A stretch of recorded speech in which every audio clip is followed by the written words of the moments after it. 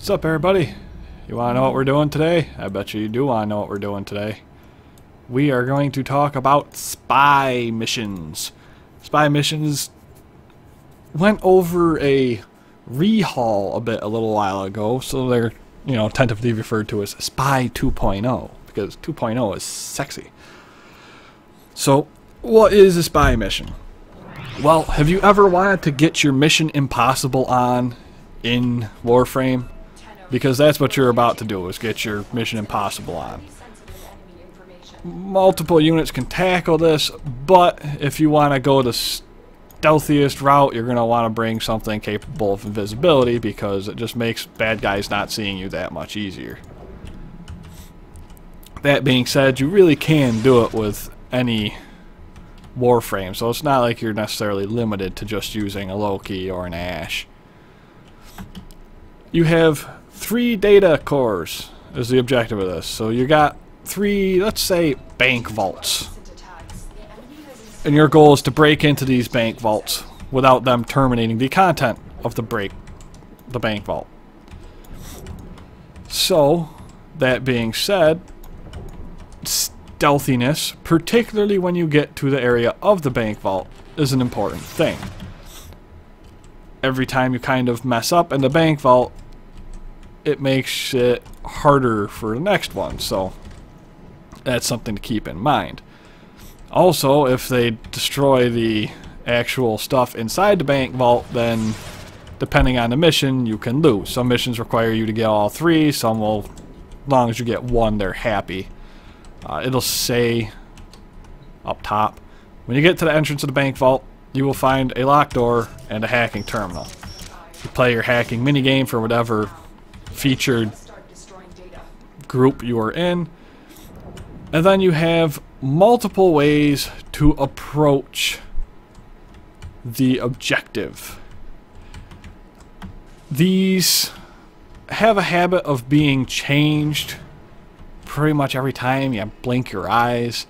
If you're using a Loki like me, this one you can actually do relatively super easy by just switching with your clone, your decoy, which then lets you access to the final bank vault hack. And that's all there is to it. As you get in there, you hack the vault, and then you're good. If you're not a Loki, you might find yourself wanting to do a slide over here into this little area, and you'll see this little laser grid there. If you were to hit that laser grid, not only does it knock you down into the pit below and have to make you restart over here, but it'll trip the alarms, and if you trip the alarms, they start to try to delete the data in the bank vault. So you would have to run across here and put your parkour skills to good use. You're running across walls, you're running up walls, and you're getting up into an air vent. From the friendly neighborhood air vent, you could drop down on top of here, run your way over there, and boom, you're right back in the spot where you would follow through with hacking that. If you're here with a friend, and neither of you want to do that, there are these little hacking terminals here, along the path, right across here. And what that will do, is it'll raise up a little elevator platform. Now you might be wondering why I said if you have a friend. Well, quite frankly, your friend would then get onto that, you would come over to this one, and you would hack this to make the platform go back up. Okay, well, I guess I take it back. You don't really need a friend. You could just do it manually and do it that way. But if you get a friend, then it's going to take you less time to do it. Originally, I was under the assumption that they would both move. So, as you can see, this is parked there. You would run over here, and then you would get back there. So there's multiple ways in most of these that you can actually complete the objective. DE will update them and change them, so it's not always the same. Sometimes you'll try it and all of a sudden it's like, oh, nope, that's not going to work. You got to do it this way now, and everything you learned is now wrong, and you have to retry it and find a new way of doing it. Sometimes they make it easier somehow, sometimes they make it harder. So it's all going to be a bit of trial and error for some of these. But that's basically what's going on, is you got 3 bank vaults, you got to break into the 3 bank vaults feeling like Tom Cruise in Mission Impossible, and you just, you're doing all the fun stuff. You're breaking in, you're avoiding lasers, you're trying to get out of pits, you're making sure bad guys don't see you. You can do them in whichever order you want. I usually just go ABC because it's ABC. It's not necessary that I do it, I just like to follow the alphabet. I'm like that.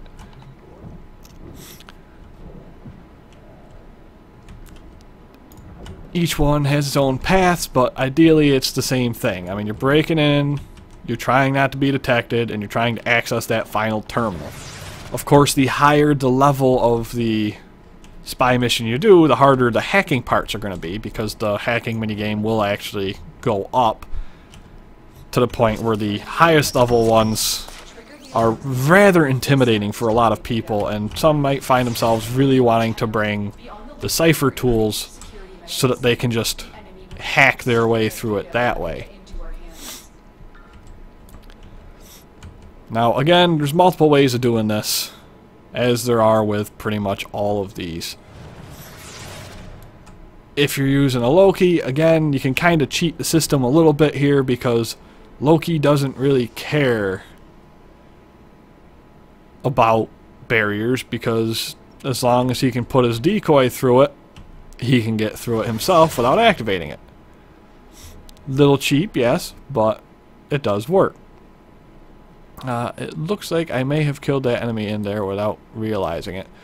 So, as a Loki, I could put my decoy in there and swap out with my decoy to avoid having to do this part. But we can still do this part anyways. Now you'll notice, and this is a weird thing that they started doing, that I'm not really sure why they started doing it, but you'll notice up there you got that light that goes on. Well, when that light's on, it actually means that there's a barrier here, and you can kind of see the barrier up there, and if you go through it with that barrier on, it will set off the alarm. Used to be it would look like that every time they went on, and then it started changing to do this, and I thought it was just an issue with my laptop at the time, but it appears to work like that on all of these. So what you do is you wait for that little bar to go. After it turns off, it means it's safe to go through, and you charge up through it. And then you just work your way down. Again, there's multiple ways you can arc trap. Multiple ways you can actually go across this. Of course, you don't want to get incinerated, so you don't want to go there. Oops, you can see I just accidentally tripped the alarm there. Having a little bit of difficulty, actually. I'm just not being able to walk like I used to. There's that guy. We'll ignore him. We'll break into here. The bright side is you can see the timer now. It says purging, and it gives you a time frame of how quick you have to get to the objective and hack into it. If you do not hack into it in that time, it gets destroyed, and you don't get any of the good stuff because you failed. And of course, to leave here, you can go straight through there. Alternate entrances do exist, although if you'll want to use them, I don't know. If you can find them, it's another thing. Because this one is certainly tricky in how to get in there. And really, that's the only way I've found, is by coming either up through that path and then down here, or by just cheating and using Loki to get through that without setting off the grid alarm.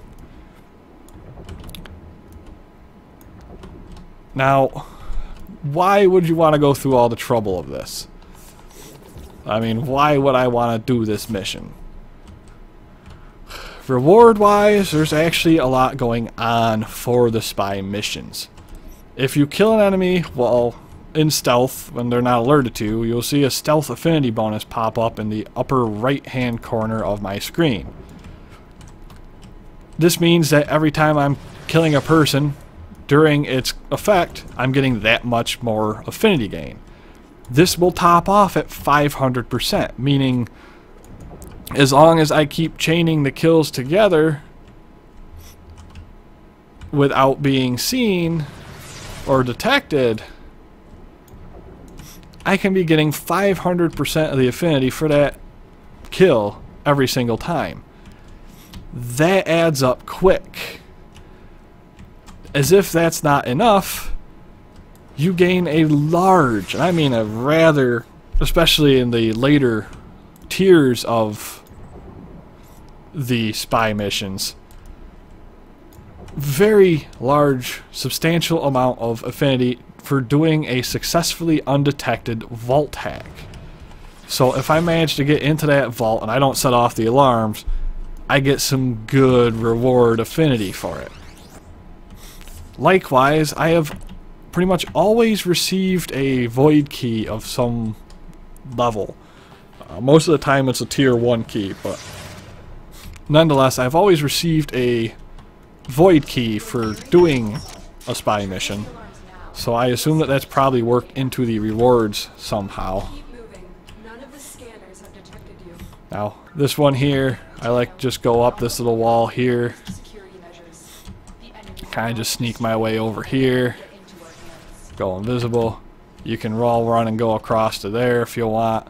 There is an enemy right down there that you gotta worry about. But you can easily just sneak by him when he's not looking. Fall down into the tube. And you're pretty much safe in this tube to go, ta-da, spy room. So if you watch right towards the center of my screen, 3,000 affinity for doing this spy mission. This is like one of the first spy missions you gain access to, and you're getting 3,000 affinity for every time you successfully go through one of these little vaults undetected. Meaning, you know, 9,000 affinity just for doing this. If you go to the higher up stages, you will get even more affinity. To the point where the level, what is it? 20 or so spy missions were giving me something like 12,000 per successful vault hack undetected. So I mean, it's, if you want to level up and you want to just play solo to level up and you don't feel like wasting all your time inside of a survival mission, these things work wonderfully. There's not a whole lot. I mean, there's bad guys. The bad guys can continue to spawn, so you will have to keep that in mind, just like any non-exterminate mission. And if you set off alarms a lot, it's going to make it harder and harder. But if you have something like a low-key where you can be invisible the entire time, and you have a silent weapon, you're just rolling in the glory. As you see, I got myself Tower Exterminate. It looks like I got a couple of fusion cores that I might have gotten as a reward from the stage as well. But you get a substantial amount of affinity from doing these missions, especially the later ones. So if you're looking to level up gear and you just don't want to play with other people, these are great missions where you can go at your own pace, doing your own thing, and just earning a crap ton of affinity towards your leveling of gear. Likewise, again, as every mission, you can do it with any frame, but if you want to have an easier time, something like Loki or Loki Prime have a very well-placed stranglehold on the stealth abilities in the game. Although Ash also does have moves that can render him invisible, it isn't quite as long in duration as Loki's. Banshee has moves that can turn any weapon into a silent weapon, which means if you're willing to play a little bit slower with her, you can go through with pretty much any gun and keep getting those stealth kills, as long as you're keeping your distance from the enemies and you're making sure that everything is stealthed when you're trying to kill them. Enemies will be alerted to your presence if they're not killed with the first shot, so I mean, if you're using a machine gun, they're still going to catch on to you when you're shooting at them. But it's really kind of the only other stealthy option outside of Loki and Ash. Anybody can get through these missions. I mean, it's not impossible to do with anybody. You can actually get through the vaults with any of the frames as well without getting detected, although it is certainly easiest with Loki, who can pretty much just cheat the system by using his decoy and swapping out with it. It makes it vastly easier for those who don't really want to do all the jumping and parkour and the likes. So if you're looking for particular frames for that. Ash and Loki, probably the best frames for spy missions, but anybody can do them, and if you get good at them, you can do them with any frame without too much trouble, and then you can just roll in the affinity to level things up. I actually put a Forma into my Opticore the other day and leveled it up in maybe 6 hours worth of playing just from doing spy missions. And it sounds like a lot, but this is from when I started doing it to when I finished doing it, not taking into account that there was a lot of breaks in that period of time. So I'd maybe run a couple missions and then stop and go get something to eat or whatever. So I mean, it doesn't take very long when you're earning 12,000 affinity per successful vault hack to really get that weapon up there in its level, or that frame up there in its level. So it's very handy if you want to play a solo mission and be able to still get some kind of affinity gain. It's a nice alternative to survivals and defense. So it might not be quite as efficient as those, because you can go to those and with the right group you don't even have to do any work and you're leveling up, but it's definitely a good alternative. Likewise with spy missions, if you're going for the stealthy approach, you're going to want to make sure you have silent weapons. Weapons don't always say when they're silent. It'd probably be best to look that up on the wiki if something is silent or not. But from what I can remember, all of the bows are considered silent weapons. The rocket launcher, the Ogress, if I remember correctly, is a silent weapon for some reason. I mean, I guess the rocket is silent. I don't know why the explosion wouldn't alert people, but, you know, it's there. The Opticore is a silent weapon. So there is definitely options for silent weaponry out there. Anything beyond that, you'd really have to look it up, because I can't quite remember. But at the same time, if you have happened to get a Hush mod, I'll see if I can find it in here, right here, Hush, at least for the rifle it's called Hush. Each weapon type outside of melee does have a weapon to reduce noise reduction, so I could slot a maximum Hush into any of my rifles and then they would be 100% silent. So any weapon can be made into a silent weapon, so that you're not alerting people with the sound of your shots. Hitting people will still cause them to be alerted. So again, if you're using a rather weak machine gun type rifle and you shoot a guy and it hits him but it doesn't kill him, he's still going to be aware that you're around because he just got shot. But they're not going to hear the sound of your attack and be alerted. So kind of like you were seeing me doing that stage with my Opticore. If I shot somebody and I killed them, the people around them wouldn't care, which is kind of weird, but that's just how it works, so go with it. And you could kill a guy in front of a dude and he'll keep walking. You could kill the dude behind that dude, he'll keep walking. And then you can kill that dude and nobody's going to know, nobody's going to care. Opticore can be a bit tricky with it because Opticore does have a little bit of blast damage to it at the end, so it does kind of, you know, area out. So if you miss a target and you hit like a wall or something, the area effect does less damage than the normal shot, so it may not kill him, and then he's alerted. And generally speaking, when one guy is alerted, almost all the other dudes in the room are alerted as well. It's kind of a group mentality. They communicate quite well. But the main thing you want to worry about not being seen for is the actual vaults themselves. Getting spotted can sometimes make the vaults harder because they might start putting things like Eximus units in there to help defend the thing. But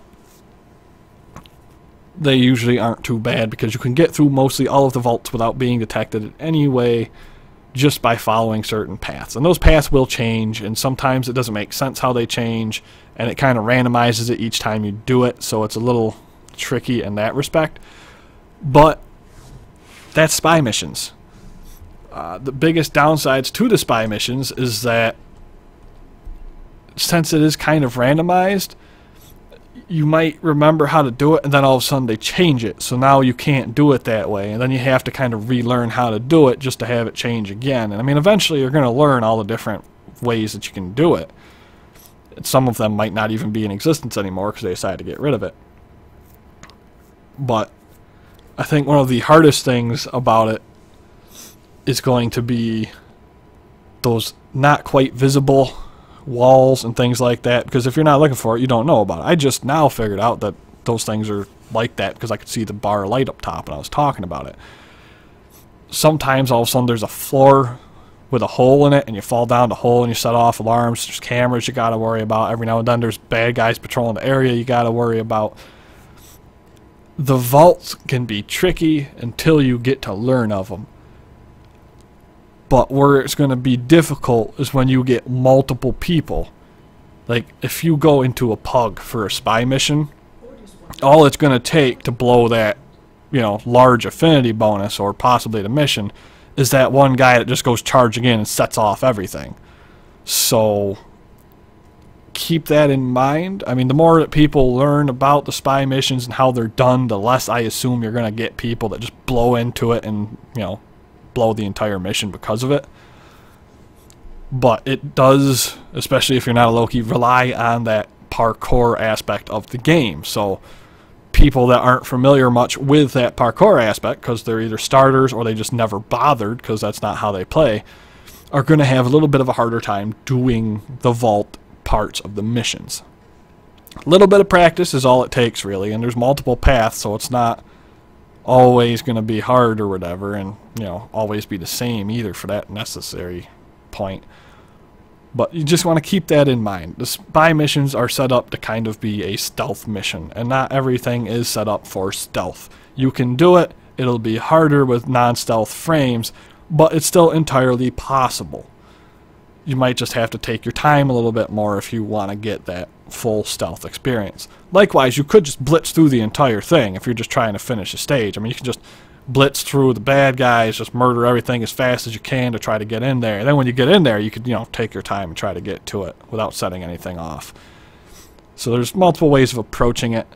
But if you're looking for the easiest way, something like a Loki and stealthing and swapping with his decoy is going to be the easiest way, especially after you learn the patterns and all that of the actual stages. That's a spy mission. If anybody has any questions or tips or answers or anything of that sort that they want to leave in the comment section below, feel free to do so. I will look them over. I will try to address them if it's something that's addressable. And if it's a big enough question, I'll make another video of it. You know the spiel. By now you've probably seen a bunch of these videos. You know how they work. Hopefully all the stuff I've been prattling on about is helpful to you. Hopefully you enjoy it and you now have a better understanding of how spy missions work, especially the newer ones, so that you can successfully go out there and win these things without being confused and having a little bit better idea of how it works. Until next time, keep pulling off those bank heists, and hopefully you're having fun while doing it.